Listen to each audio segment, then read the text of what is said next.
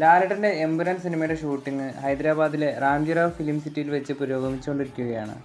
എമ്പുരാൻ സിനിമയുടെ ചിത്രീകരണം ഏറെക്കുറെ കഴിയാനായി. സിനിമയുടെ ഫുൾ ഷൂട്ട് റാപ്പാവുന്നത് ഒക്ടോബർ മാസത്തിലോ നവംബർ മാസത്തിലോ ആയിരിക്കുമെന്നാണ് നിലവിൽ വരുന്ന അപ്ഡേറ്റുകൾ സൂചിപ്പിക്കുന്നത്. 2025 മാർച്ച് 28-നാണ് എമ്പുരാൻ സിനിമ തിയേറ്ററുകളിലേക്ക് എത്താൻ പോകുന്നത്.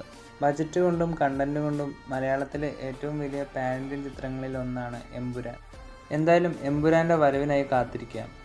ലാലേട്ടൻ അമൽ നീരദ് ചിത്രത്തിനെ സംബന്ധിച്ചുള്ളൊരു റൂമർ ഇപ്പോൾ പുറത്തു വന്നിട്ടുണ്ട്.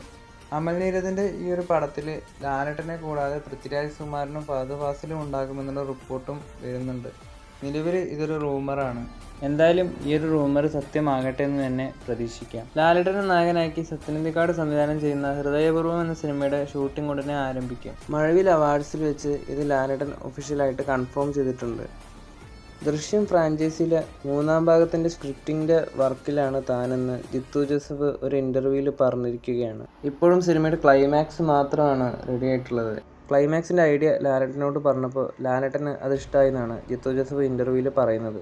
എന്തായാലും ദൃശ്യം 3 എന്ന സിനിമ ഉടനെ സംഭവിക്കട്ടെ എന്ന് തന്നെ നമുക്ക് പ്രതീക്ഷിക്കാം.